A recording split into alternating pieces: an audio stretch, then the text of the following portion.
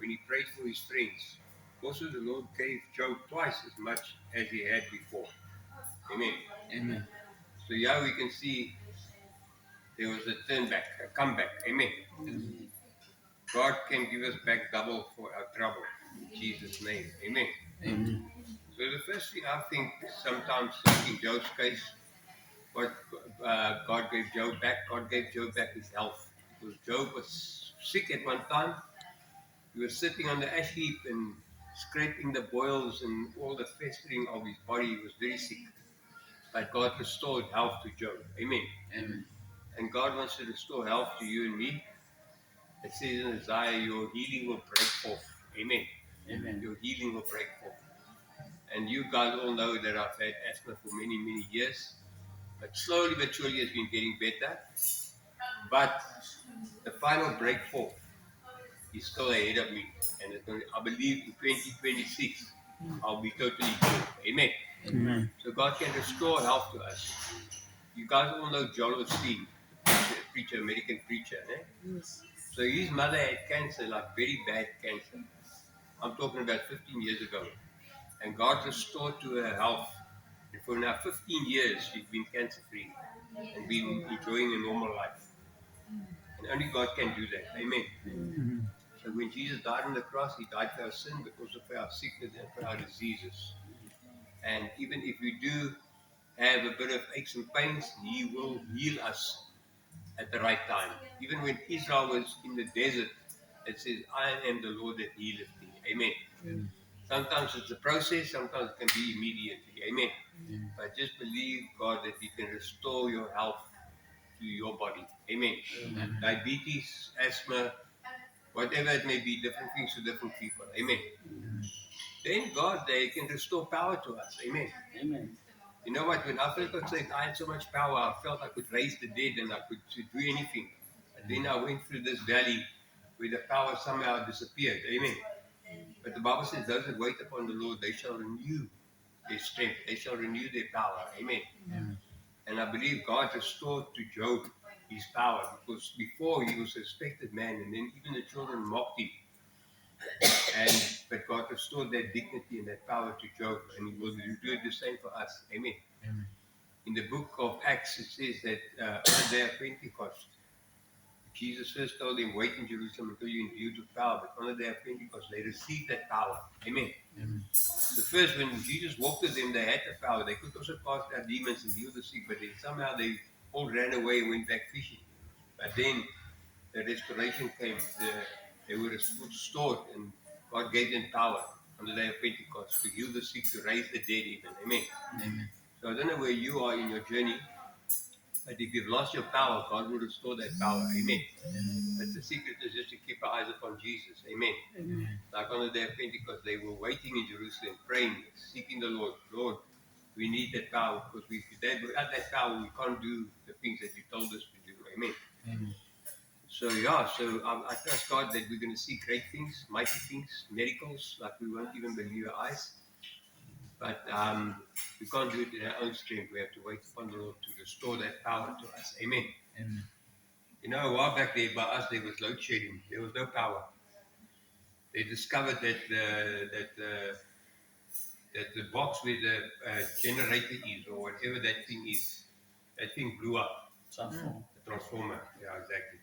So when that transformer was replaced, the power came back. Amen. Amen. And we need that power to come back into our lives, like that transformer must be restored and replaced as it were. Amen. Amen.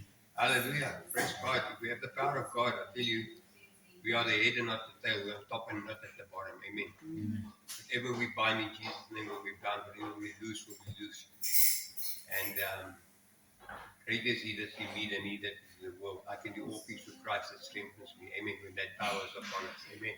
Amen. Then the final thing that happened to Job, apart from the power and the healing, is also his friends came back to him. He was restored. His friendships were restored. You know, his brother, his friends were all accusing him and criticizing him for all kinds of things, that he had sin in his life. That's why all these things are coming upon him. And they were at enmity with him. But then when they saw God restoring him, His friends came back. You can read it there in the next verse or two from that chapter 42. His friends brought him a lot of gifts, and they reconciled to Job. Amen. And maybe in your walk and in my walk, we've made enemies, maybe somewhere here with there with our families because of our stand for Jesus. Sometimes even just people in the world, they don't like to hear the good news of Jesus. But God can restore that friendships. Amen. And He will restore that friendships. Even me and my brother, for many years we were like very distant, but of late I can see we're coming a bit closer and loving on each other. Amen. Amen. So God wants to restore our friendships with our family, our friends, even with the people of the world. He wants to give us favor. It says Jesus had favor with God and with man. Amen. Mm. And God wants us, He grew in stature and in favor with God and man. And God wants to give us favor also with man. Amen. Amen. Even the king, the Bible says, will be your friend. When God gives you favor. Amen. When God restores power upon us. Yeah. So what was the last point? I'd like to know, but now I'm having a senior moment. I have to go to my notes, but can't think what was the last point that God wants to do for us. Oh yeah. He wants to restore provision to us. Amen. Hallelujah. That's the best one. Amen. Amen. Amen. You know, I believe God tests us. If we're faithful in little, the Bible says God will make you faithful with much. Amen. Mm. When it comes to finances, if we've been faithful, God wants to give you a harvest. That's not what I'm saying. That's what the Bible says. Good measure, pressed down, shaken together, and running over. I want to open the floodgates of heaven over you, says God. Amen. Amen. I want to give you more than enough. Amen. They say Egypt was a place of lack. In the desert, it was a place of just enough manna every day, just enough provision every day. The shoes didn't wear out, the clothes didn't wear out, it's just enough. But when they got into the promised land, it was a place flowing with milk and honey. Amen. Amen. More than enough. So God wants to bless us with provision that we will have more than enough for ourselves and enough to bless others with. Amen. That's the way I believe real prosperity. And the Bible says above all things, not some things, above all things, I desire for you to prosper. Talking about finances and to be in good health. Talking about physical health, even as your soul prospers. Amen. Amen. And that is where the power comes in. When you follow the power of God, all these other things will follow suit. Amen. So in 2026, I believe God is going to fix everything. Amen. Amen. In 2026, it will be fixed. I'm a poet and I don't know it. Amen. Yeah, so I believe the best is yet to come. Amen. Amen. And God is going to bless us. So let me try and see if I can remember those few points. God wants to heal us. God wants to bring power in our lives. He wants to restore our friendships. And then finally, God wants to restore finances to us, provision to us. Amen. I'm the Lord who is thy shepherd, and you shall not want. Amen. Amen. You shall not lack. The Bible says God is able to do exceedingly abundantly above all we can ask or think. Amen. Amen. So I believe this year is time for me, I believe, for harvest. I've sown for many years. I've never really seen like a breakthrough financially. That I've got more than enough. I've got enough, but not more than enough. But this year, we're going to have more than enough in Jesus' name. Amen. Amen. So God will give us double for all the trouble the devil gave us. Amen. Amen. We read in Proverbs that when the devil has stolen from you, or the enemy has stolen from you, and he gets caught, you know how many times you must pay back? 7 times. Sevenfold you must pay back. Amen. Amen. And whatever the devil has stolen from us, health, friends, favor, power, money, you must be this year's payback time. Amen. In Amen. Jesus' name. Let's believe it. Hallelujah. Amen.